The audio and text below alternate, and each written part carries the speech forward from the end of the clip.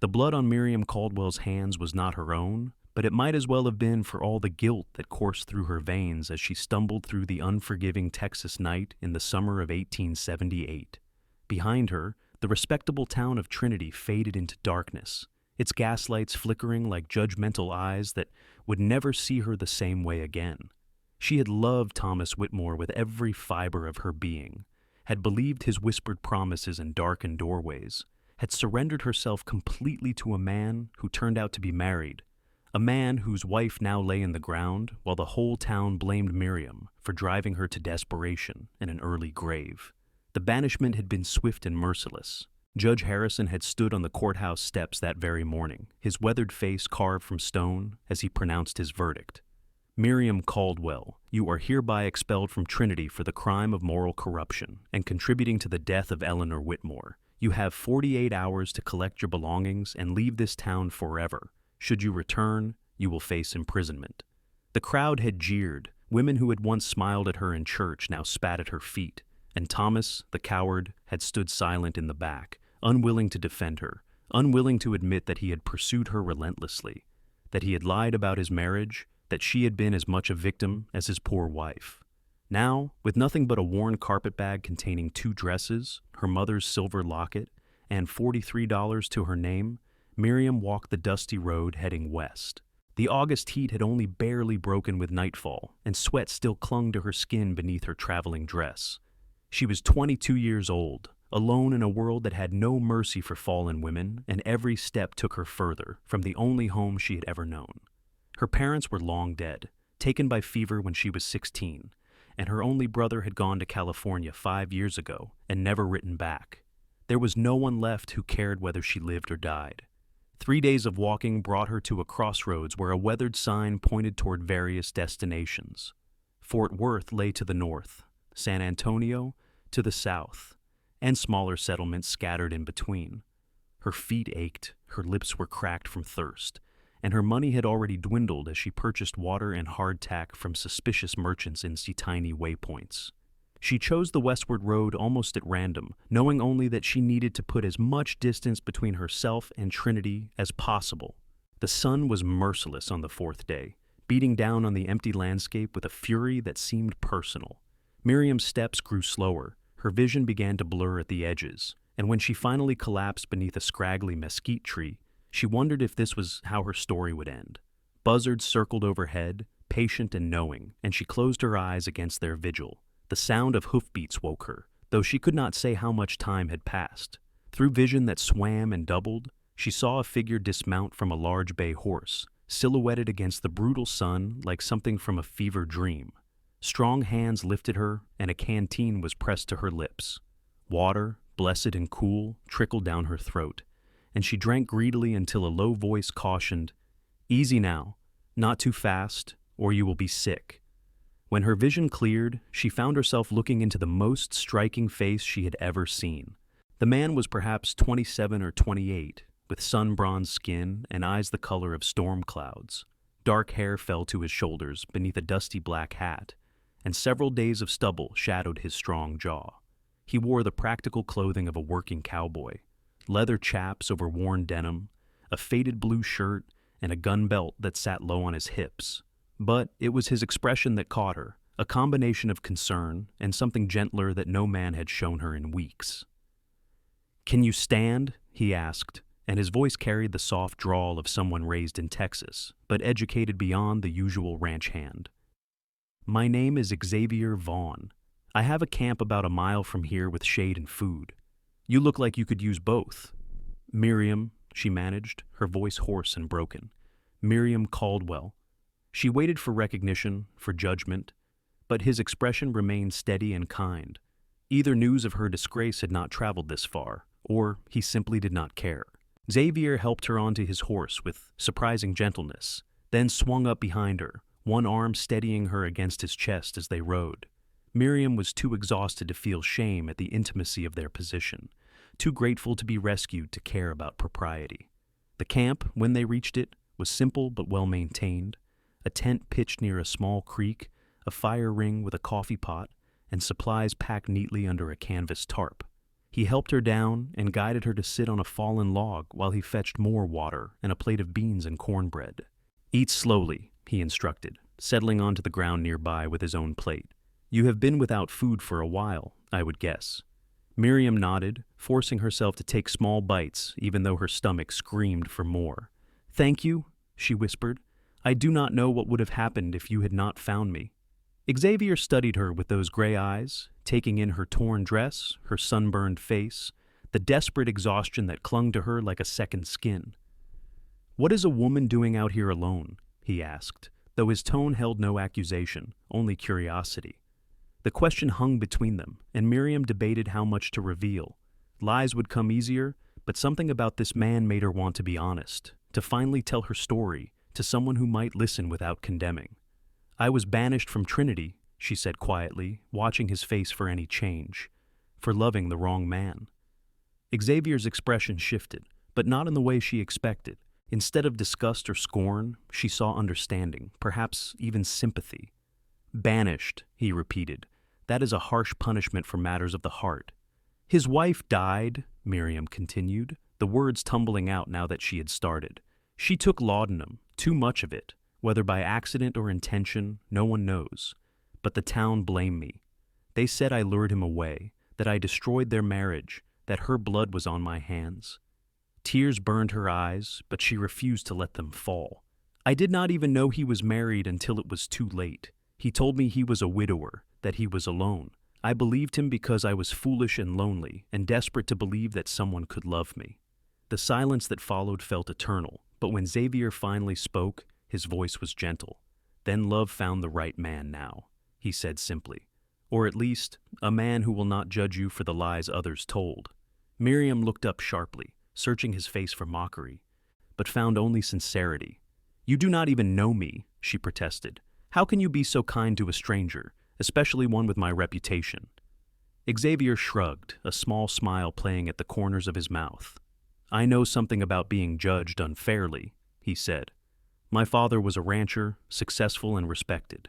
When he died 3 years ago, my older brother inherited everything, as is the custom. I was given a horse, a saddle, and told to make my own way. My brother claimed it was what our father wanted, but I suspect he simply did not want to share. Now I work as a cowboy, hiring out to various ranches, driving cattle, breaking horses, whatever work I can find.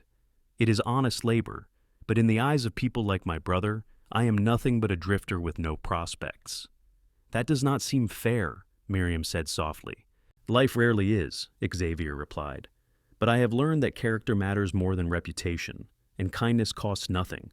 You collapsed on the road, alone and desperate. What kind of man would I be if I rode past without helping?" They sat in comfortable silence as the sun began its descent toward the horizon, painting the Texas sky in shades of orange and pink. Miriam felt something shift inside her, a tiny spark of hope that perhaps her story was not over, that perhaps there was still goodness in the world.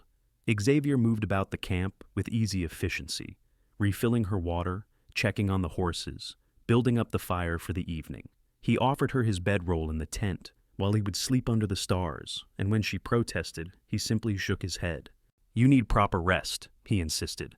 "I have slept on the ground more times than I can count. One more night will not hurt me."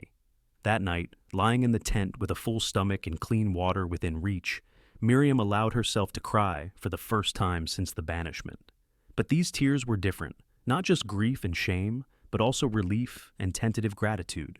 She had expected to die on that road, had almost welcomed it, but Xavier Vaughn had appeared like an answer to a prayer she had not known how to voice. Morning brought the smell of coffee and frying bacon.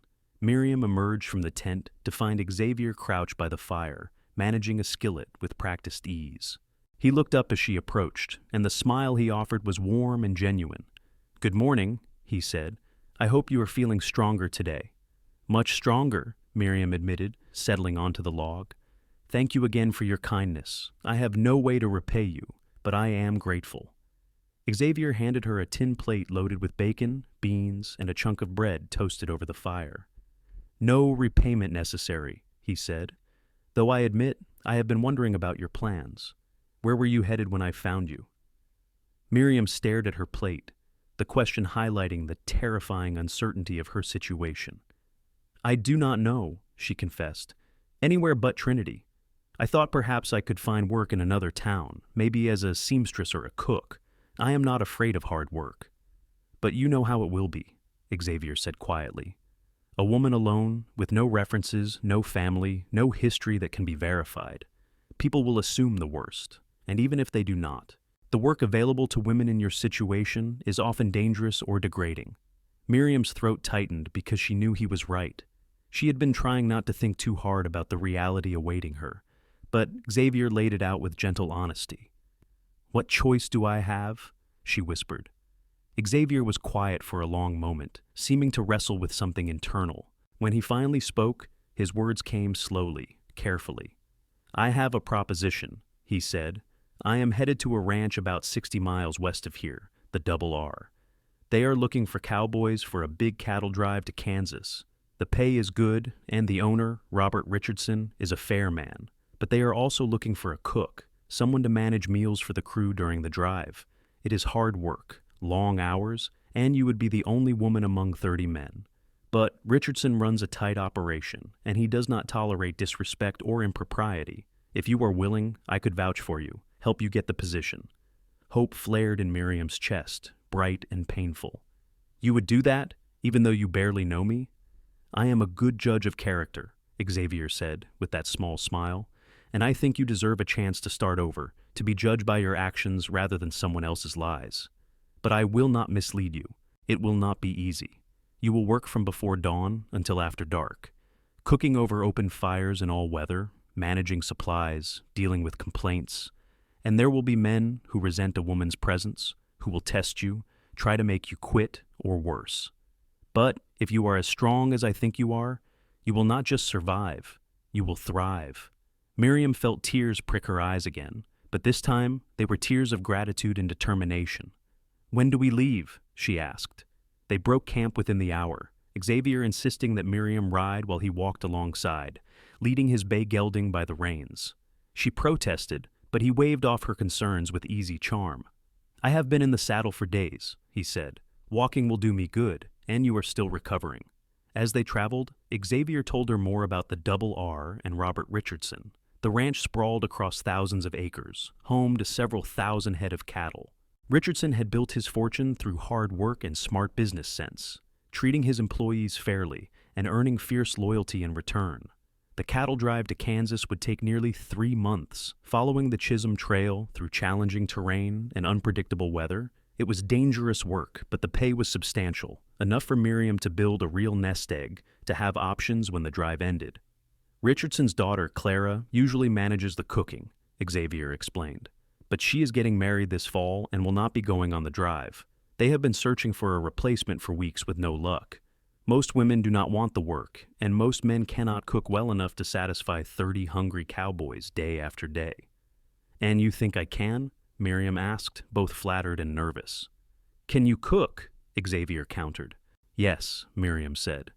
"My mother taught me, and after she died, I managed the household for my father and brother. I know my way around a kitchen or a campfire." "Then you can do this," Xavier said with confidence. "The rest is just determination, and I believe you have plenty of that." They traveled for 5 days, falling into an easy rhythm. Each morning, Xavier would wake before dawn and have coffee ready when Miriam emerged from the tent. They would eat together, talking about everything and nothing, learning each other's histories and hopes. Xavier spoke of his childhood on his father's ranch, of learning to ride before he could properly walk, of long days under the sun and the satisfaction of hard work. Miriam told him about her parents, about growing up in Trinity when it was still small and everyone knew everyone, about the dreams she had once harbored of marriage and family before everything fell apart. What struck Miriam most was how easy Xavier was to talk to, how he listened without judgment, how his questions came from genuine interest rather than prying curiosity. He made her laugh with stories of ornery horses and stubborn cattle, of mishaps and adventures on various ranches. And slowly, carefully, Miriam felt the walls she had built around her heart begin to crack, letting in light and warmth she had thought lost forever. On the evening of the 5th day, they crested a rise and Xavier pointed to a cluster of buildings in the valley below. "The Double R," he announced.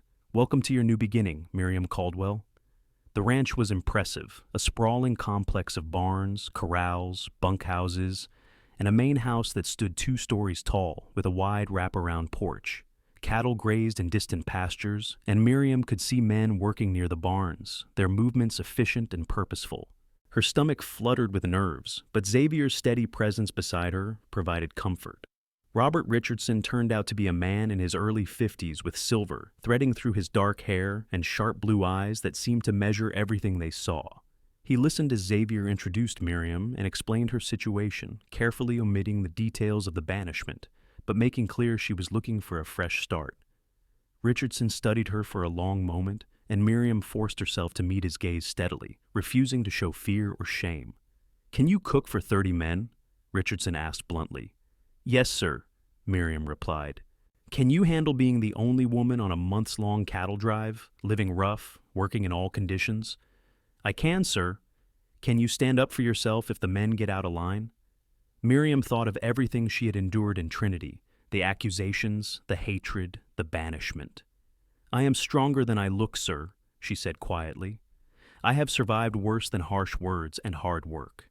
Richardson glanced at Xavier, who nodded slightly. The rancher was quiet for another moment, then extended his hand. "You are hired, Miss Caldwell. Pay is $40 a month plus room and board. The drive leaves in 2 weeks. Xavier will show you where you will be staying and introduce you to Clara. She will teach you everything you need to know about managing the trail kitchen." Relief flooded through Miriam so powerfully she felt dizzy. "Thank you, sir," she managed. "I will not disappoint you." "See that you do not," Richardson said, but his tone was not unkind. "Xavier, get her settled, and welcome back. I am glad to have you riding with us again."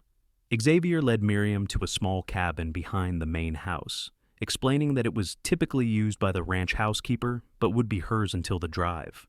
It was simple but clean, with a real bed, a washstand, and a small stove.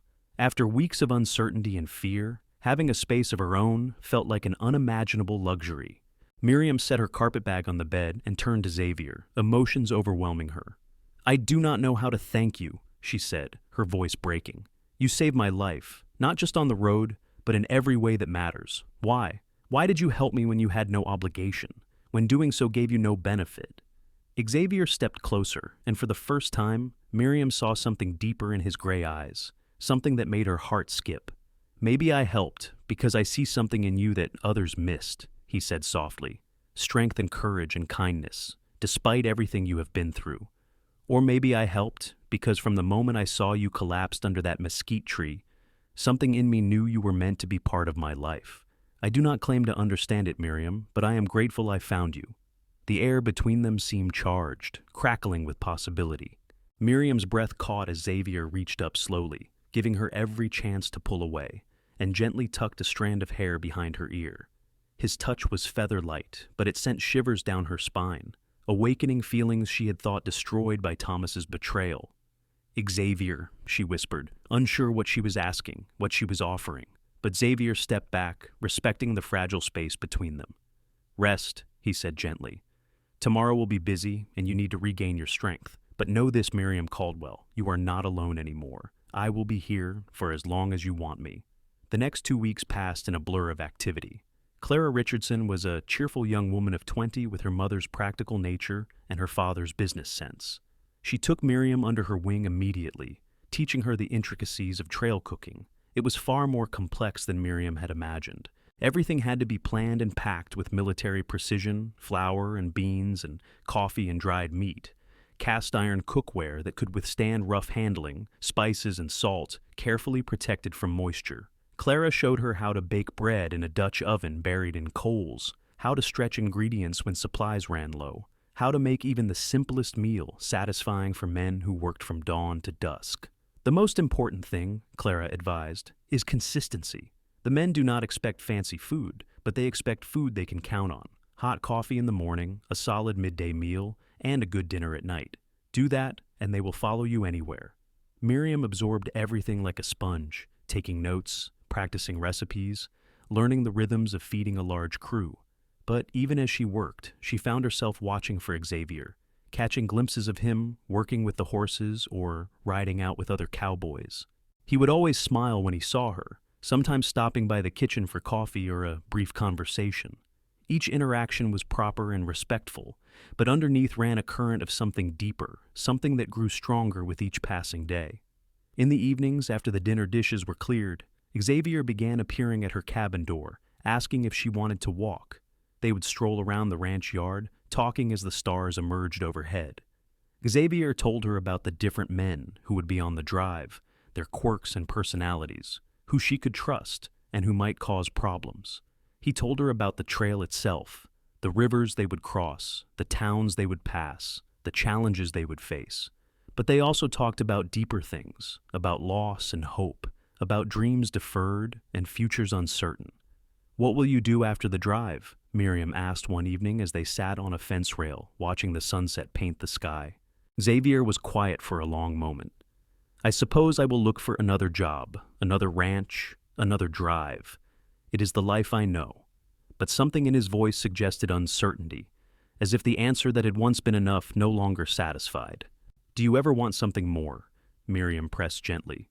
"A place of your own, perhaps, something permanent." "I used to," Xavier admitted. "When my father was alive, I imagined one day having my own ranch, my own land.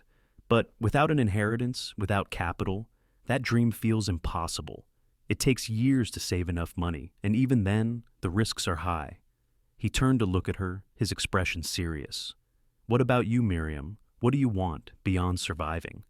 No one had asked her that in so long that Miriam had to think about it. "I want to belong somewhere again," she said slowly. "To have a place where I am not defined by my worst moment, where I can be just myself. And maybe, someday, to have a family, people who love me, not despite my past, but including it because it made me who I am." "That does not seem like too much to ask," Xavier said softly. His hand moved to cover hers on the fence rail, warm and solid and right. "And for what it is worth, I think you belong right here, right now." Miriam's heart hammered in her chest as she turned her hand over, lacing her fingers through his. It was the first time they had truly touched beyond necessity, and the contact sent warmth flooding through her entire body. She looked up to find Xavier watching her, with an intensity that stole her breath, his gray eyes dark in the fading light. "I am afraid," she whispered, "afraid to feel this way again, afraid of being hurt, afraid of trusting what seems too good to be true." Xavier lifted their joined hands, pressing a gentle kiss to her knuckles. "I am afraid too," he admitted, "afraid of not being enough, of not having enough to offer. But I am more afraid of letting you go, of not taking this chance. Because I have never felt this way before, Miriam. Not once in 28 years have I met someone who makes me want to be better, to build something permanent, to imagine a future that includes more than just the next job." Tears slipped down Miriam's cheeks, but for once they were happy tears, tears of relief and joy and tentative hope. "I feel it too," she confessed, "even though it terrifies me, even though I swore I would never let myself be vulnerable again. When I am with you, I remember who I was before everything fell apart. You make me feel seen and valued and safe." Xavier cupped her face with his free hand, his thumb brushing away her tears with infinite tenderness. "Then, let us be afraid together," he murmured. "Let us take this one day at a time, one moment at a time, and see where it leads." When he kissed her, it was nothing like the desperate, grasping kisses Thomas had given her in secret meetings. This was gentle and reverent, a question and a promise all at once. Miriam kissed him back, her hands fisting in his shirt, anchoring herself to this moment, this man, this chance at redemption. The world fell away, leaving only the two of them suspended in the purple twilight, writing the first chapter of their own story. They pulled apart slowly, reluctantly, both breathing hard. Xavier rested his forehead against hers, his hands still cradling her face. "I will not rush you," he said softly. "I will not ask for more than you are ready to give. But I want you to know, Miriam, that my intentions are honorable. This is not some passing attraction or casual dalliance. When I look at you, I see my future, if you will have me." Miriam's heart soared. "I want that," she whispered, "more than I can say. But I need time, need to prove to myself that I can stand on my own, that I am choosing you from strength rather than desperation." "Then we have time," Xavier assured her. 3 months on the trail, working side by side, learning each other in ways most courting couples never get the chance to. And at the end, when we reach Kansas, we will decide together what comes next. The night before the drive, the ranch held a small celebration. Clara was glowing with excitement about her upcoming wedding, and her fiancé, a banker from the nearest town, had come to see her off. Robert Richardson made a speech thanking everyone for their hard work and dedication, expressing confidence in the drive's success. The men were in high spirits, some playing fiddles and harmonicas, others dancing or engaged in good-natured gambling. Miriam stood slightly apart, watching it all with a mix of nervousness and anticipation. Xavier found her there, emerging from the shadows with 2 cups of punch. "Having second thoughts?" he asked, offering her a cup. "A little," Miriam admitted. "This is so far from anything I ever imagined for myself. A year ago, I was teaching Sunday school and organizing church socials. Now, I am about to spend 3 months cooking for cowboys on a cattle drive. Life has a way of taking us places we never expected," Xavier said. "But that does not mean those places are wrong. Sometimes the path we did not choose turns out to be exactly where we needed to be." "Do you really believe that?" Miriam asked. "That everything happens for a reason?" Xavier considered the question seriously. "I believe we find reasons in what happens to us, even if they were not apparent at the time. You were banished from Trinity for something that was not your fault, and that was unjust and cruel. But if it had not happened, you would never have been on that road. I would never have found you. We would never have had this." He gestured between them, encompassing the connection that had grown so powerful in such a short time. "Then I suppose I should be grateful," Miriam said softly. "Even for the pain, because it brought me to you." Xavier's smile was brilliant in the firelight. "Dance with me," he said suddenly, setting down his cup and offering his hand. Miriam laughed, surprised. "I am not much of a dancer." "Neither am I," Xavier admitted. "But everyone else is having fun. And I want to hold you in front of all these people, to make it clear to every man here that you are spoken for." A thrill ran through Miriam at his possessive words, the idea that this strong, honorable man wanted to claim her publicly. She set down her own cup and took his hand, letting him lead her to where other couples were swaying to the music. Xavier pulled her close, one hand at her waist, the other clasping hers, and they moved together in a simple 2-step that required no particular skill, only a willingness to follow the rhythm. "I am going to miss having a real bed," Miriam murmured, her head resting against Xavier's chest. He chuckled, the sound rumbling through his body. "You will be sleeping in the chuck wagon most nights, which is only slightly better than the ground, but you will get used to it. The human body is remarkably adaptable." "I will have to take your word for it," Miriam said. But despite her words, she felt no real fear, only excitement for the adventure ahead, for the chance to prove herself, to build something with Xavier that was based on mutual respect and genuine affection. As the song ended, Xavier spun her out and then back, catching her close. Without caring who might be watching, he dipped his head and kissed her, sweet and brief, but unmistakable. When they broke apart, Miriam saw several cowboys grinning and nudging each other, but she also saw Robert Richardson watching with an approving nod. This was not Trinity, with its narrow judgments and cruel gossip. This was a place where hard work mattered more than past mistakes, where a person could remake themselves through determination and integrity. Dawn came too early, but Miriam was ready. She dressed in the practical clothing Clara had helped her acquire, a split riding skirt that would allow her to manage the wagon, a simple blouse, and a wide-brimmed hat to protect against the sun. The chuck wagon was a marvel of organization, every drawer and cubby designed for maximum efficiency. She had spent hours with Clara learning where everything went, practicing until she could find any item blindfolded. The cattle were gathered and ready, nearly 3,000 head of longhorns that would walk to Kansas, covering 12 to 15 miles on a good day. The cowboys were mounted and organized, some riding point at the front, others on the flanks, still others at drag in the back where the dust was thickest. Xavier was riding point, his position as an experienced hand recognized by Richardson. He caught Miriam's eye as she climbed onto the wagon seat and tipped his hat, his smile visible even at a distance. Robert Richardson rode up beside the chuck wagon, his expression serious. "Miss Caldwell," he said formally, "you are in charge of one of the most important aspects of this drive, A well-fed crew is a happy crew, and a happy crew works efficiently. If you have any problems, any trouble from the men, you report it to me or my foreman immediately. Do you understand?" "Yes, sir," Miriam replied, gripping the reins with steady hands. "Good. Then let us head out. Kansas is waiting." With a series of shouts and whistles, the drive began. The cattle started moving in a massive, flowing river of horns and hide. The chuck wagon would travel ahead of the herd, Miriam's job to reach the next campsite early enough to prepare the evening meal before the men and cattle arrived. A young cowboy named Jimmy, barely 18 with a shock of red hair, had been assigned to help her, driving the supply wagon and assisting with setup and cleanup. The first day was chaotic, Miriam struggling to keep the wagon moving at the right pace, managing the 4-horse team with determination, if not grace.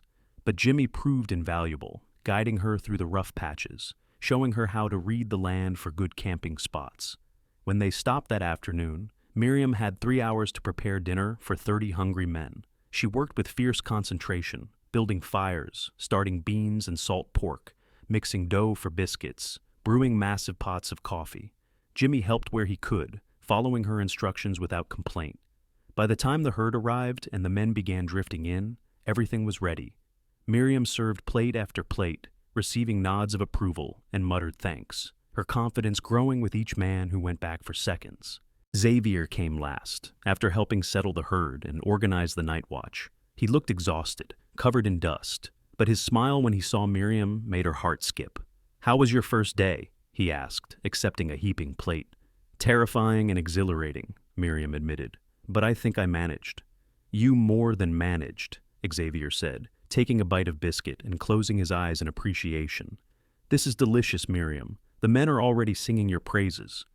As if to confirm his words, one of the older cowboys approached, his weathered face creased in a genuine smile. "Miss Caldwell, that was the best meal I have had on a trail drive in 20 years. You are a godsend." Miriam flushed with pleasure, unused to such straightforward appreciation. "Thank you, sir. I am glad you enjoyed it." The routine established itself quickly over the following days and weeks.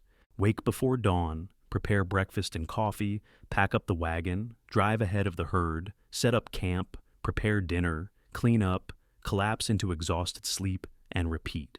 It was brutally hard work, far more physically demanding than anything Miriam had done in Trinity. Her hands developed calluses, her face darkened despite the hat, and her muscles ached constantly. But she also felt stronger, more capable, more alive than she ever had serving tea at church socials. Xavier remained a constant presence, stealing moments with her whenever possible. He would appear at her wagon during meals, ostensibly to refill his coffee, but really to exchange a few words or a lingering glance. Some evenings, when his watch shift ended early, he would help with cleanup, working alongside her in comfortable silence that spoke of growing intimacy. And on Sundays, when Richardson gave the men half a day of rest, Xavier and Miriam would walk away from camp, finding privacy to talk and kiss and dream together. "Tell me about your family," Miriam said one Sunday afternoon as they sat by a creek, their boots off and feet dangling in the cool water. "You have mentioned your brother, but what about your mother? Other siblings?" Xavier's expression turned melancholy. "My mother died when I was 12, some kind of fever the doctor could not identify. I had a younger sister, Sarah, but she passed 2 years later from pneumonia. After that, it was just my father, my brother Jacob, and me. My father threw himself into the ranch, working himself nearly to death to avoid thinking about what he had lost. Jacob was always father's favorite, the responsible one, the one who would carry on the family legacy. I was the spare, useful for labor, but not important in the grand scheme." "That must have hurt," Miriam said softly, taking his hand. "It did," Xavier admitted, "but it also freed me in a way. Without expectations to live up to, I could figure out who I wanted to be rather than who I was supposed to be. I learned that I do not need land or cattle to be worthy. My worth comes from how I treat people, from the work I do, from the life I build with my own 2 hands." "You are one of the best men I have ever known," Miriam said fiercely. "Your brother is a fool to have cast you aside." Xavier laughed, surprised and pleased by her vehemence. "I am glad you think so. And what about your family? I know your parents and brother, but what about grandparents, aunts, uncles?" Miriam shook her head. My father's family disowned him when he married my mother. She was Irish Catholic, you see, and they were staunch Presbyterians who could not abide the match. My mother's family was back in Ireland, and she lost touch with them after emigrating. So, it was always just the five of us, and then just me after the fever took my parents and my brother left. I used to dream about having a big, sprawling family, Sunday dinners with dozens of people, children running everywhere, that sense of belonging to something larger than yourself. Then that is what we will build, Xavier said, his voice full of conviction. When this drive is done, when we have money saved and a plan made, we will create the family you dreamed of. A house filled with love and laughter. Children who never doubt they are wanted. A place where everyone belongs. Miriam's breath caught at the picture he painted, at the casual way he said "we," as if their future together was already decided. "You make it sound so simple," she whispered. "Maybe it is," Xavier said, pulling her close. "Maybe we complicate things by overthinking. I love you, Miriam Caldwell. I have loved you since that first day when you looked at me with those brave, haunted eyes. And I want to spend my life proving to you that love does not have to hurt, that it can heal and strengthen and sustain." Tears streamed down Miriam's face, because no one had ever said anything so beautiful to her, had ever offered her something so precious. "I love you too," she confessed, the words both terrifying and liberating. "I did not think I could feel this way again, did not think I deserved to. But you have shown me that I am worthy of love, that my past does not define my future, and I want that life with you, Xavier. I want everything you described and more." Their kiss was deep and passionate, months of restrained desire finally finding expression. Xavier's hands tangled in her hair, and Miriam pressed against him, wanting to be closer, needing to erase any space between them. When they finally broke apart, both breathing hard, Xavier rested his forehead against hers. "After Kansas," he said, his voice rough with emotion. "After we get paid, we will figure out the details. But know this, Miriam, you are mine and I am yours, bound in every way that matters." "After Kansas," Miriam agreed, sealing the promise with another kiss. The drive was not without challenges. They crossed rivers swollen with spring runoff, the wagon nearly capsizing until several cowboys rode over to help guide it through. There were violent thunderstorms that sent the cattle into near stampedes, requiring all hands to work through the night, keeping the herd together. One cowboy broke his leg when his horse stepped in a prairie dog hole, and Miriam helped the camp doctor set the bone, discovering she had a steady hand and strong stomach for medical work. And there were tense encounters with other cattle drives competing for water and grazing, requiring diplomatic negotiations between the trail bosses. Through it all, Miriam proved herself indispensable. The men came to depend on her not just for food, but for small acts of kindness, a button sewn back on, a letter written for someone who could not read or write, a sympathetic ear when someone needed to talk about troubles back home. She became the heart of the camp in ways that had nothing to do with cooking, and even the men who had initially resented a woman's presence came to respect and protect her. About 6 weeks into the drive, trouble came in the form of a cowboy named Garrett Hayes. He was new, hired just before departure, and had been nursing a surly attitude since the beginning. He did his work competently enough, but there was a mean streak in him that made others wary. Xavier had warned Miriam about him, advising her to never be alone with Garrett, to always have Jimmy or another man nearby. The confrontation came on a blazing afternoon, when most of the men were with the herd and Miriam was preparing an early supper. She was kneeling by the fire, stirring a pot of stew, when Garrett appeared, moving with a swagger that set alarm bells ringing. "Well now, Miss Caldwell," he drawled, his eyes roaming over her in a way that made her skin crawl. "You sure are a pretty thing to be wasting yourself on trail cooking. A woman like you could make real money in the right kind of establishment, if you take my meaning." Miriam straightened slowly, clutching her stirring spoon like a weapon. "I take your meaning, Mr. Hayes, and I suggest you return to your work before this conversation goes somewhere you will regret." Garrett laughed, a nasty sound. "Feisty, I like that. But we both know what you are, Miss Caldwell. Word travels, even out here on the trail. I heard about Trinity, about how you were run out of town for being a homewrecker. So, do not put on airs with me like you are some respectable lady. We both know better." Fear and fury warred in Miriam's chest. "My past is none of your concern," she said, her voice shaking despite her efforts to stay calm. "Now leave.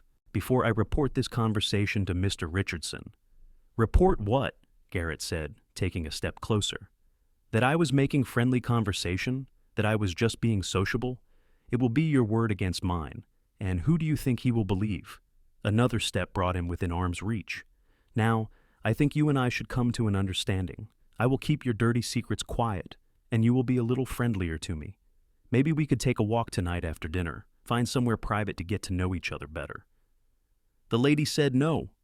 Xavier's voice cut through the tension like a knife. He stood at the edge of the camp, his hand resting on the gun at his hip, his expression colder than Miriam had ever seen it. "And now I am telling you to walk away while you still can." Garrett spun around, his face flushing with anger and embarrassment at being caught. "This does not concern you, Vaughn. Why do not you mind your own business?" "Miriam is my business," Xavier said quietly, deadly calm, "and you just threatened and insulted her. So you have two choices, Hayes. You can apologize right now, pack your gear, and leave this drive, taking your pay for the work done so far. Or you can refuse, and I will make you leave. Your choice." For a moment, it looked like Garrett might choose violence. His hand twitched toward his own gun, and Miriam's heart stopped. But then Robert Richardson appeared, flanked by two other senior cowboys, and the odds shifted dramatically. "I heard raised voices," Richardson said, his tone mild, but his eyes hard. "Is there a problem here?" Xavier never took his eyes off Garrett. Mr. Hayes was just deciding whether to leave on his own or be thrown out. I am giving him the courtesy of choice. Richardson looked at Miriam, who nodded confirmation. The rancher's expression turned to granite. "Hayes, you have 1 hour to collect your wages from the camp clerk and clear out. If you are still here after that, you will be leaving without your money and with a reputation that will ensure you never work another cattle drive. Am I clear?" Garrett looked around at the circle of hostile faces and realized he was beaten. "This is not over," he spat, but the threat rang hollow. "Yes, it is," Xavier said flatly. "And if I ever hear that you have troubled Miss Caldwell again, in any way, I will find you. That is not a threat, Hayes. That is a promise." Garrett stormed off, and Miriam sagged with relief. Xavier was at her side instantly, his hands on her shoulders, his eyes searching her face. "Are you all right? Did he hurt you?" "No," Miriam managed. "You got here in time. How did you know?" "I did not," Xavier admitted. "But something felt wrong today, like an itch I could not scratch. So I told my partner I needed to check on you, and I rode back. Thank God I trusted my instincts." Richardson cleared his throat. "Miss Caldwell, I apologize for hiring that man. His references seemed solid, but clearly something was off. You have my word that nothing like this will happen again. I will make sure there is always someone within earshot of your wagon." "Thank you, sir," Miriam said quietly. "I appreciate that." As the men dispersed, Xavier pulled Miriam into his arms, holding her so tightly she could barely breathe. She felt him trembling and realized he had been just as scared as she was, perhaps more so. "I could have lost you," he whispered into her hair. "If I had been even 5 minutes later, if he had been bolder, if things had gone differently." "But they did not," Miriam said firmly, pulling back to look into his eyes. "You were there. You protected me. And I am fine, Xavier. Shaken, but fine." "I love you so much," Xavier said, his voice breaking. "The thought of anything happening to you, of anyone hurting you, it makes me crazy. I do not think I could survive it." "Then it is a good thing you do not have to," Miriam said, cupping his face and kissing him with all the love and reassurance she possessed. "We are in this together, remember? You and me, facing whatever comes." The incident with Garrett, while frightening, had an unexpected positive effect.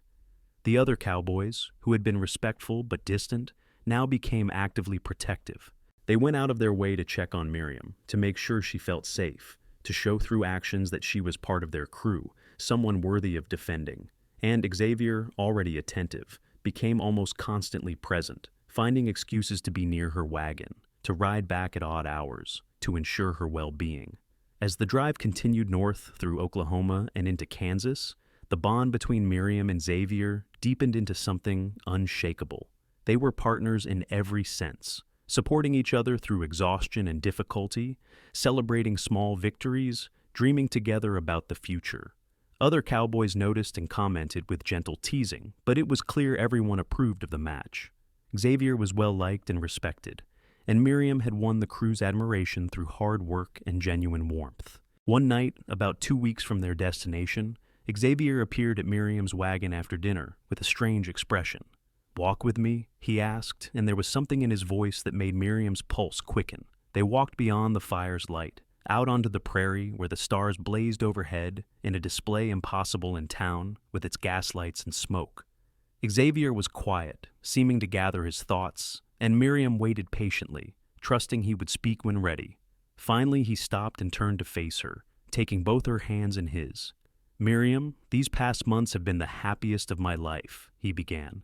"Every morning I wake up looking forward to seeing you, and every night I fall asleep thinking about your smile, your strength, the way you hum while you cook. You have changed me in ways I am still discovering, made me believe in possibilities I had given up on." Miriam's heart hammered as Xavier reached into his pocket and pulled out a small object.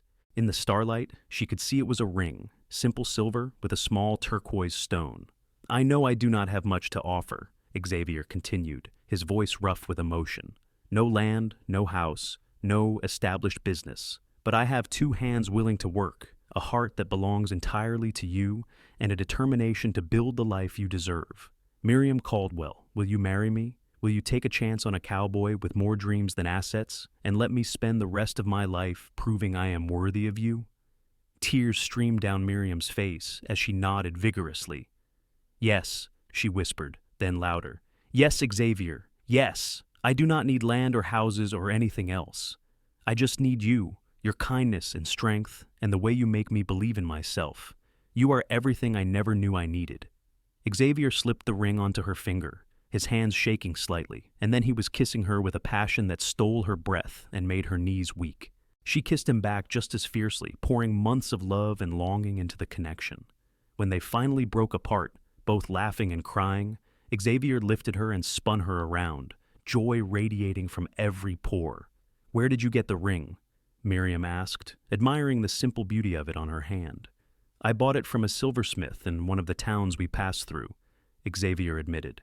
"I have been carrying it for 3 weeks, waiting for the right moment. The turquoise comes from New Mexico, or so the smith claimed. He said it represents protection and good fortune."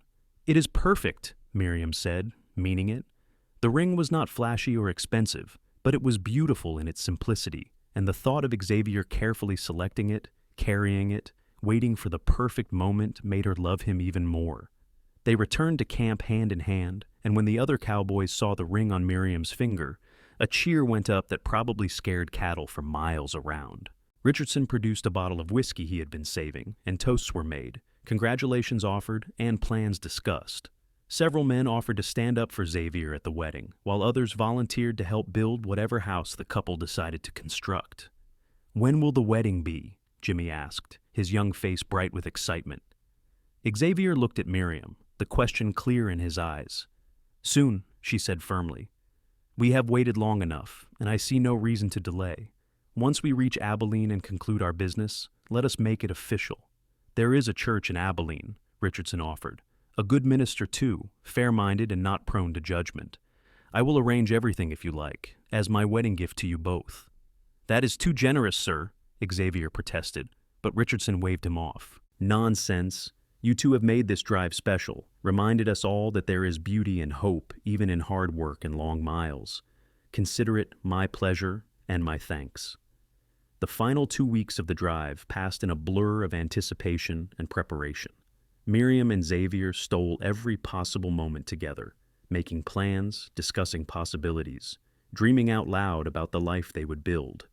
Xavier had been saving his pay for years, and with what they would both earn from this drive, they would have enough to buy a small piece of land, perhaps start with a few head of cattle, build slowly but steadily towards something substantial. "Where do you want to settle?" Xavier asked one evening as they sat watching the sunset. Miriam considered the question carefully. "Somewhere with good water and decent land, but not too isolated. I want to be part of a community, to have neighbors and friends, to build relationships that last, and somewhere you can be happy, where there is work and opportunity." "There is good land west of Fort Worth," Xavier mused. Not as expensive as some places, but fertile and well-watered. Or we could go south towards San Antonio, though that is more crowded. What about you? Any preferences? I trust you, Miriam said simply. You know ranching and land in ways I do not. Whatever you think is best, I will support. Xavier squeezed her hand. Partners, then. We will decide together, weigh all the options, and choose the place that feels right to both of us. When the herd finally reached Abilene in late September, the sense of accomplishment was palpable. 3 months on the trail, nearly 1,000 miles covered, and they had lost fewer than 50 head to disease, accidents, and predators. Richardson was ebullient, the cattle buyers impressed, and the pay reflected their success. Each cowboy received his wages plus a substantial bonus, and Miriam's earnings exceeded even her most optimistic projections. True to his word, Richardson had arranged everything for the wedding. The church was small but charming, whitewashed wood with a simple steeple and beautiful stained glass windows donated by prosperous local families. The minister, Reverend Thomas Garrett, was a kind-faced man in his 60s who met with Miriam and Xavier and spoke to them about the sanctity and responsibilities of marriage without a hint of judgment about Miriam's past. The wedding took place on a brilliant Saturday afternoon, the first weekend after their arrival. Miriam wore a simple but lovely dress of cream-colored muslin that she and several of the cowboys' wives had sewn in the days leading up to the ceremony. She carried a bouquet of wildflowers picked that morning, and her mother's silver locket rested against her heart. Xavier wore new clothes purchased for the occasion, black trousers, a crisp white shirt, and a vest that made him look impossibly handsome. Every member of the drive crew attended, filling the small church to capacity. Clara Richardson had traveled to Abilene with her new husband specifically to witness the ceremony, and her smile when she saw Miriam was brilliant. Robert Richardson himself walked Miriam down the aisle, an honor that made her tear up with gratitude for his kindness and support. The ceremony was short but beautiful, the minister speaking about love as a choice and a commitment, about the courage required to trust another person with your whole heart. When it came time for vows, Xavier took Miriam's hands and spoke from the heart. Miriam, when I found you collapsed on that road, I thought I was just helping a stranger in need. But you turned out to be so much more than that. You are my best friend, my partner, my reason for wanting to be a better man. I promise to love you in good times and bad, in sickness and health, in success and failure. I promise to build with you, to dream with you, to stand beside you through whatever life brings. And I promise that you will never doubt your worth or my devotion, because I will spend every day proving both. I love you, Miriam Caldwell, and I am honored to become your husband. Miriam could barely speak through her tears, but she managed. Xavier, you saved me in every way a person can be saved. You gave me hope when I had none, strength when I was weak, love when I thought I was unworthy of it. You saw past my mistakes and my shame to the person I truly am, and you helped me see that person too. I promise to love you with everything I have, to support your dreams, to build a life and family with you that honors both our pasts and our futures. I promise to be your partner, your equal, your safe place in every storm. I love you, Xavier Vaughn, and I am so grateful to become your wife. When the minister pronounced them husband and wife, and Xavier kissed her with tender reverence, Miriam felt something fundamental shift inside her. She was no longer the banished woman, the fallen sinner, the object of scorn. She was Miriam Vaughn, beloved wife, capable woman, someone with a future bright with promise. The reception was held at a local hotel, Richardson sparing no expense for food and drink and music. The cowboys danced with local women, told exaggerated stories of the trail, and toasted the newlyweds repeatedly. Xavier and Miriam moved through it all in a happy daze, accepting congratulations, laughing at jokes, but mostly just looking at each other with wonder that this was real, that they had found each other against all odds. Late in the evening, as the party showed no signs of slowing, Xavier leaned down and whispered in Miriam's ear, "Ready to start our honeymoon, Mrs. Vaughn?" The title sent shivers through her, and she nodded eagerly. They slipped away amid cheers and well-wishes, heading to the room Richardson had reserved for them. It was the finest room Miriam had ever seen, with a real brass bed, thick rugs, and a private bath. But she barely noticed the surroundings, all her attention on Xavier as he carefully unpinned her hair, letting it fall in waves down her back. "You are so beautiful," he murmured, his hands gentle as they traced her face, her shoulders, the curve of her waist. "I still cannot quite believe you are mine." "Believe it," Miriam whispered, reaching up to pull him down into a kiss that communicated without words everything she felt, wanted, needed. The rest of that night passed in tender intimacy, two souls finally coming together without barriers or fears, only love and trust and the joy of belonging completely to another person. Morning brought coffee and pastries delivered to the room, along with a note from Richardson saying the entire crew had decided to stay in Abilene for an extra few days to give the newlyweds time to themselves. Miriam and Xavier spent those days exploring the town, making plans, and enjoying the simple pleasure of being together without duties or obligations demanding their attention. They visited the land office, studying maps and asking questions about available properties. Xavier knew exactly what to look for: good water sources, land suitable for grazing, proximity to towns for supplies and markets. They found a promising parcel about 40 miles west, 200 acres with a creek running through it and a small cabin already built. The price was steep but manageable with their combined savings, and after riding out to inspect it, they made the decision to buy. The cabin was rough, just 2 rooms and in need of repairs, but it sat on a gentle rise with views for miles in every direction. The land rolled in gentle swells, covered in good grass with stands of mesquite and live oak for shelter and firewood. The creek ran year-round according to the seller, fed by underground springs, and there was room to expand, to build a proper house when they could afford it. "This is it," Miriam said, standing in the doorway of the cabin and looking out across what was now their land. "This is where we start." Xavier wrapped his arms around her from behind, resting his chin on top of her head. "This is where we build everything we have been dreaming about," he agreed. "It will not be easy, and it will not happen overnight, but we will do it together."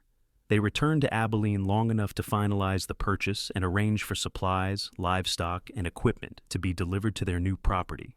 Several of the Cowboys, including young Jimmy, had decided to stay in Kansas and find work locally, but others were heading back to Texas and offered to help get the Vaughn Ranch started.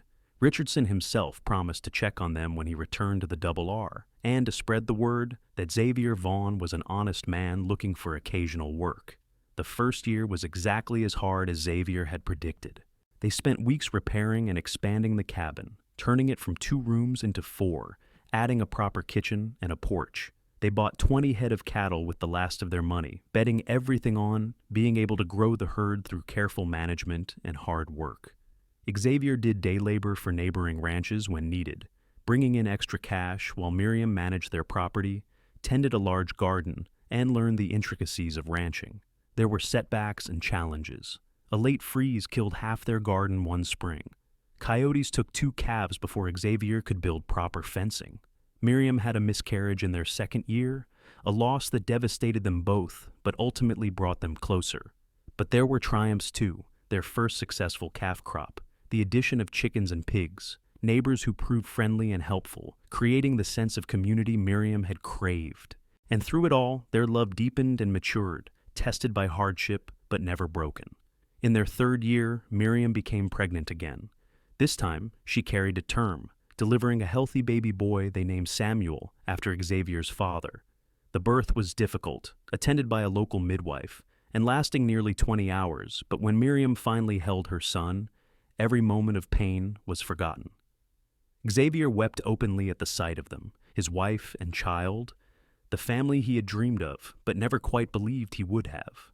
Samuel was followed 2 years later by a daughter they named Elizabeth, after Miriam's mother. Elizabeth had her mother's dark hair and her father's gray eyes, and from the moment she entered the world, she had the entire household wrapped around her tiny finger.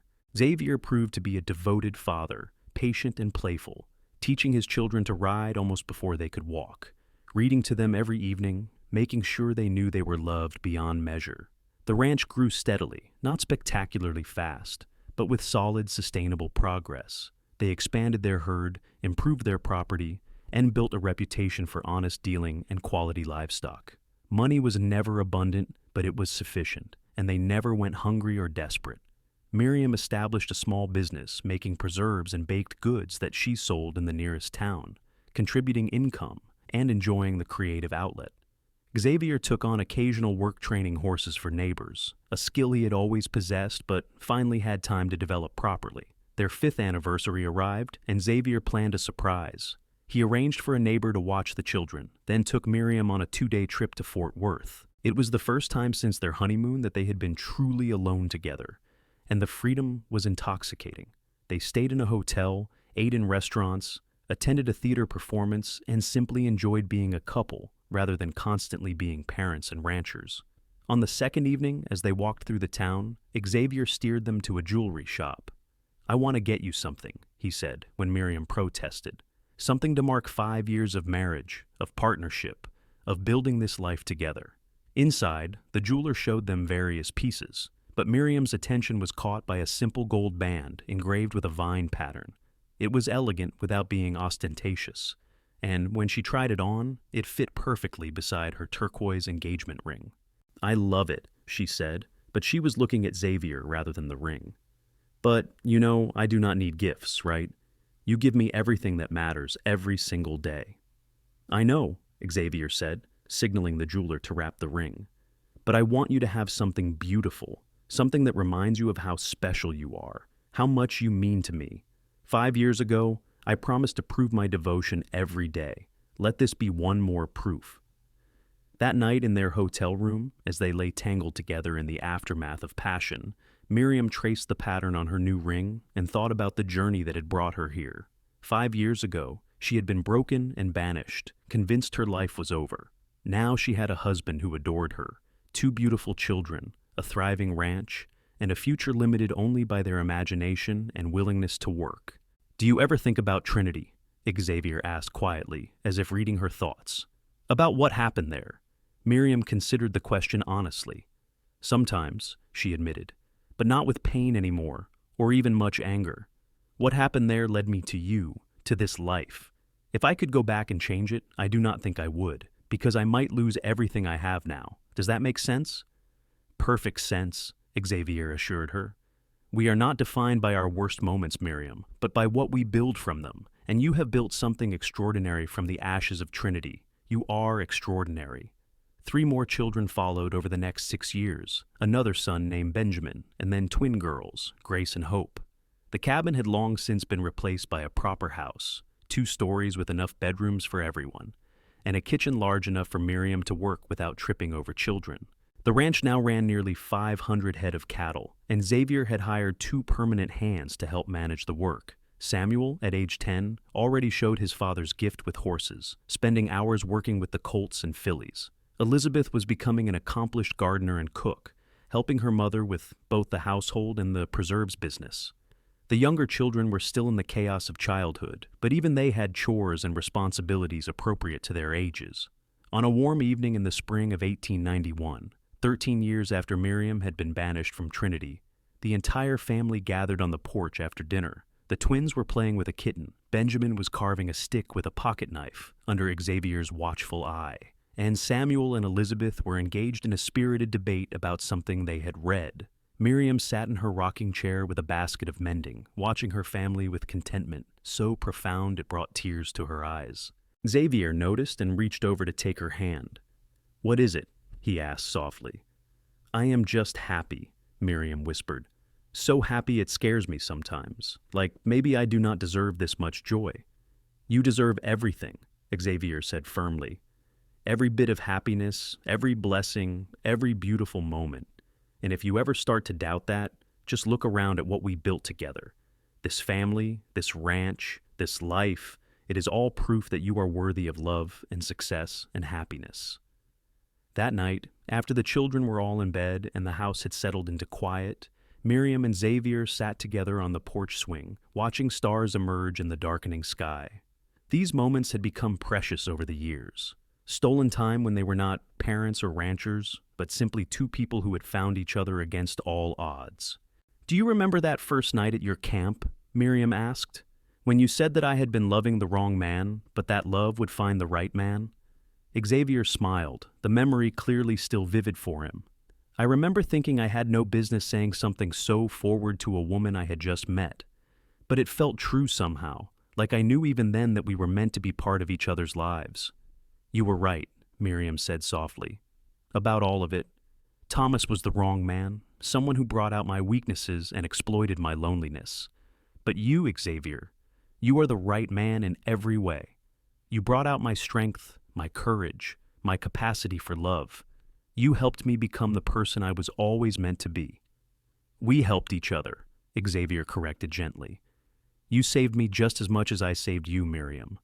Before you, I was drifting, doing work I enjoyed, but never quite feeling settled or complete. You gave me purpose and direction, a reason to build something lasting, rather than just moving from job to job. They sat in comfortable silence for a while, the swing creaking gently, the night air soft and warm around them. Inside the house, one of the children cried out briefly in sleep, then settled, and Miriam smiled at the familiar sound. I want to visit Trinity, she said suddenly, surprising herself as much as Xavier. Not to live, not even to stay long, but I want to go back, to see it one more time, to prove to myself that it no longer has power over me. Xavier studied her carefully. Are you sure? There is no requirement to confront the past, no need to put yourself through potential pain. I know, Miriam said, but I think I need to do this, to close that chapter completely, to see the place where I was banished, and know that I have built something far better than anything I lost. Will you come with me? Always, Xavier promised. Wherever you need to go, whatever you need to do, I will be right beside you. The trip took 2 weeks to arrange, finding someone trustworthy to watch the children and manage the ranch. They traveled by train this time rather than horseback, covering in hours what had once taken days of hard riding. As they approached Trinity, Miriam felt her stomach clench with old anxiety, but Xavier's steady presence beside her kept the panic at bay. Trinity had changed in 13 years. It was larger, more prosperous, with new buildings and businesses lining the main street. But the courthouse still stood at the center of town, and the church where Miriam had once attended services still raised its steeple toward the sky. She walked down Main Street on Xavier's arm, chin high, determined not to show fear or shame. They were recognized almost immediately. Miriam saw people whispering, pointing, their expressions ranging from curiosity to hostility. But before any confrontation could occur, a woman Miriam remembered as Eleanor Whitmore's closest friend approached. Miriam Caldwell, the woman said, her tone unreadable. I heard you were dead. Miriam Vaughn now, Miriam corrected gently, and as you can see, very much alive. This is my husband, Xavier. The woman studied them both, taking in Xavier's protective stance, the quality of their clothing, the wedding rings on their fingers. You have done well for yourself, she said finally, and there was something that might have been respect in her voice. Better than we expected, certainly. Better than you deserved, some would say. Xavier tensed beside her, but Miriam squeezed his hand, silently asking him to remain calm. I have been blessed, she said simply. I found love and built a life worth living. I hope Eleanor's family has found some peace as well. Her children are grown now, the woman said. And Thomas remarried, a widow from Dallas. He does not speak of you, of what happened. It is as if you never existed. The words might have hurt once, but now Miriam felt only pity for Thomas, who had to erase entire parts of his history to live with himself. I wish him well, she said, meaning it. Now, if you will excuse us, we have business to attend to. They walked away, and Miriam felt something break loose inside her, a final chain linking her to this place and its judgment. She had faced Trinity and found it wanting, found that the opinions that once defined her entire existence now mattered not at all. She was Miriam Vaughn, wife and mother, rancher and businesswoman, beloved and valued. Trinity could not touch her anymore. Their business in Trinity was actually at the cemetery, where Miriam laid flowers on her parents' graves. She told them about her life, about Xavier and the children, about the ranch and everything she had accomplished. Whether they could hear her did not matter. Speaking the words out loud was cathartic, a way of honoring their memory while acknowledging how far she had come. Thank you for bringing me here, Miriam said to Xavier as they left the cemetery. I did not realize how much I needed this closure until we did it. Anytime you need anything at all, you only have to ask, Xavier replied. That is what marriage means, what partnership means. Your burdens are my burdens, your joys are my joys, your journey is my journey. They left Trinity that same afternoon and never returned. There was nothing left for Miriam there except ghosts and old pain, neither of which had any place in the life she had built. The years continued to pass in a blur of children growing, the ranch expanding, and love deepening into something as essential as breathing. Samuel eventually went to agricultural college, returning with new ideas about breeding and land management that helped modernize their operation. Elizabeth married a lawyer from Fort Worth, a good man who treated her with the respect and devotion she deserved. The younger children were still finding their paths, but all showed the solid character and strong work ethic instilled by their parents. On their 20th anniversary, Xavier and Miriam hosted a massive celebration at the ranch. The house had been expanded again to accommodate the growing family and frequent guests, and the party spilled across the entire property. Former cowboys from that original cattle drive came, some with families of their own. Robert Richardson, now semi-retired, traveled from the Double R with Clara and her husband.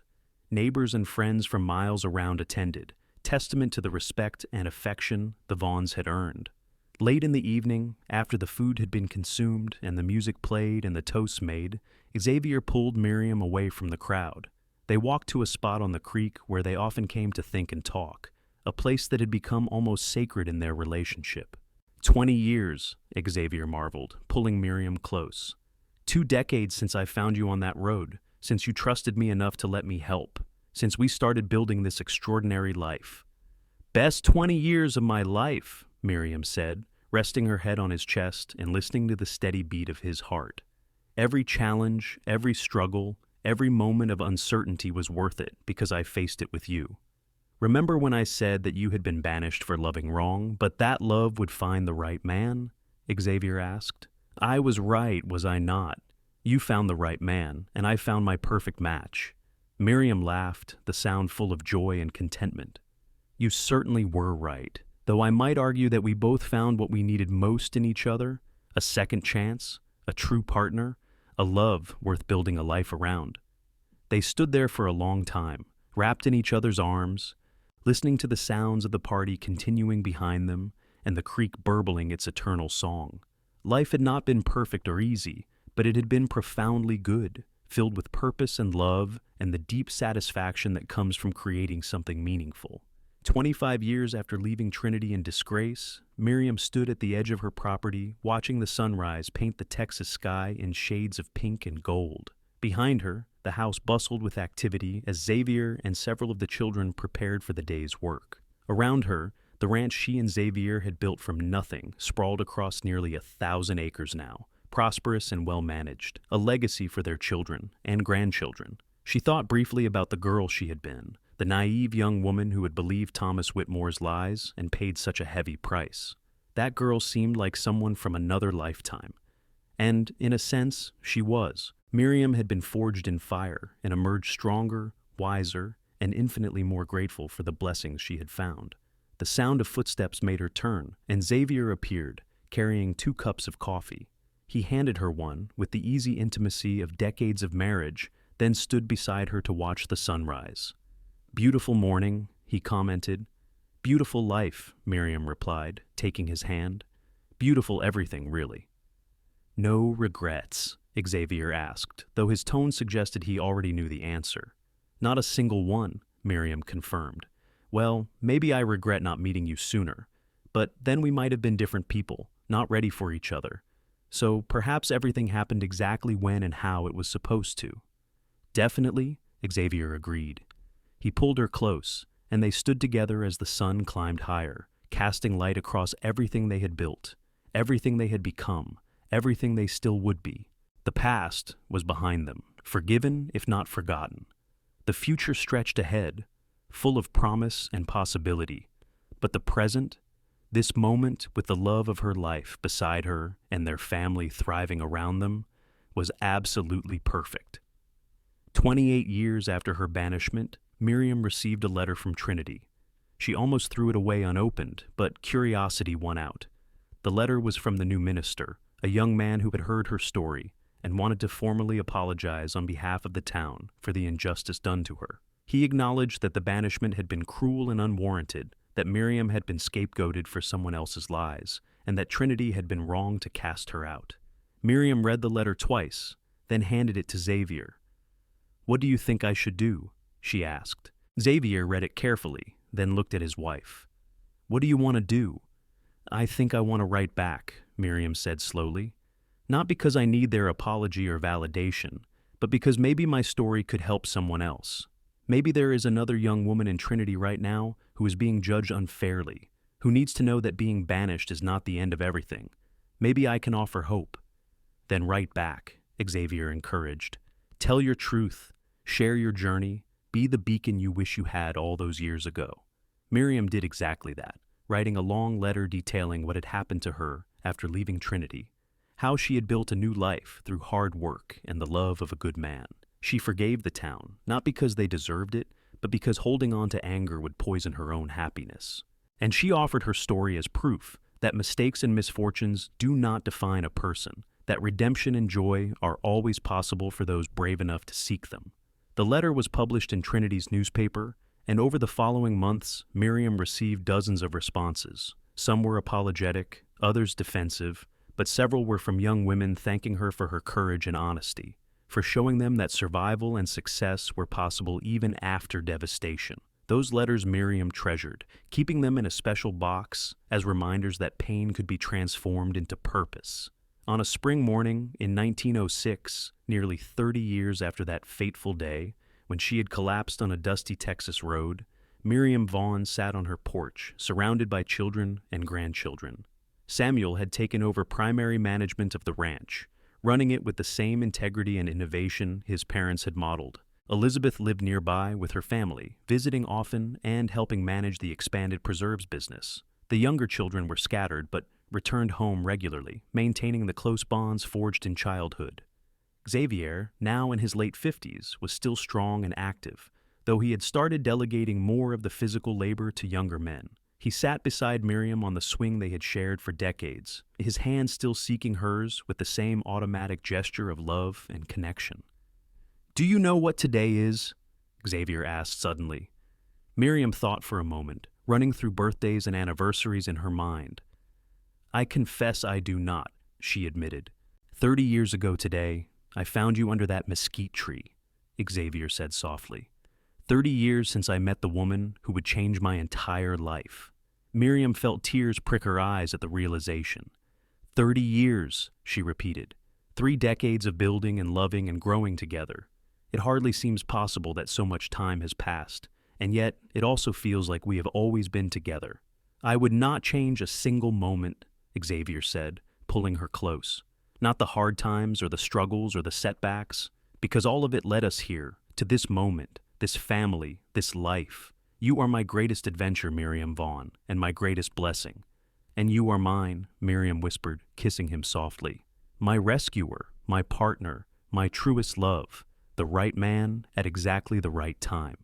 As the sun set that evening, casting long shadows across the ranch they had built from dreams and determination, Miriam reflected on the journey that had brought her here.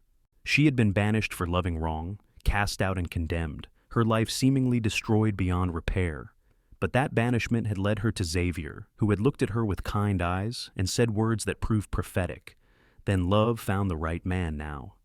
And oh, how right he had been. Love had found her in the form of a cowboy with gray eyes and a gentle heart, who saw past her pain to the strength beneath. Together they had built something far more valuable than land or cattle or wealth. They had built a family rooted in love and respect, a legacy of integrity and hard work, a story of redemption that would inspire generations. The past no longer haunted her, except as a reminder of how far she had come. Trinity was just a name now, a place she had once known, no longer capable of causing pain or defining her worth. She was Miriam Vaughn, beloved wife of Xavier, mother to 5 thriving children, grandmother to a growing brood of little ones, successful businesswoman and respected member of her community. She was proof that being banished was not an ending, but could be a beginning, that the right love at the right time could heal even the deepest wounds. As stars began to appear in the darkening sky, Xavier stood and offered his hand. "Come to bed, my love," he said, with the gentle authority of decades of partnership. "Tomorrow brings another day of living this beautiful life we created. Miriam took his hand, rising with the ease of someone at peace with herself and her choices. They walked into their house together, past children and grandchildren, past the evidence of prosperity and success, into the bedroom where they had shared joy and sorrow, passion and comfort for 3 decades. And as Xavier held her in the darkness, his breathing settling into the rhythm of sleep, Miriam sent up a silent prayer of gratitude for the journey, for the pain that had led to such profound joy, for the banishment that had resulted in finding her true home. She had loved wrong once, it was true, but then love had found the right man, and that had made all the difference. The story of Miriam and Xavier Vaughn became legend in their part of Texas, told and retold as an example of resilience and true love. Their children grew and prospered, carrying forward the values instilled by parents who knew the cost of judgment and the value of grace. Their ranch remained in the family for generations, a testament to what 2 people could build when they faced the world together with courage and unwavering devotion. And somewhere, in the quiet moments between work and rest, between the demands of life and the peace of contentment, Miriam would remember that dusty road where she had collapsed, certain her story was ending. She would remember the sound of hoofbeats, the taste of blessed water, and the first sight of gray eyes looking at her with unexpected kindness. She would remember being lost and then found, broken and then healed, condemned and then cherished. She had been banished for loving wrong, but in that banishment, she had discovered something infinitely more valuable: the capacity to love right, to trust again, to build a life of meaning and purpose with a man who saw her not for her mistakes, but for her potential. Xavier had said it all those years ago with prophetic certainty, and every day since had proven him correct. Love had indeed found the right man, and that man had found her, and together they had created something beautiful and lasting and true. And that, Miriam knew with absolute certainty as she drifted into peaceful sleep beside her husband of 3 decades, was the greatest blessing of all.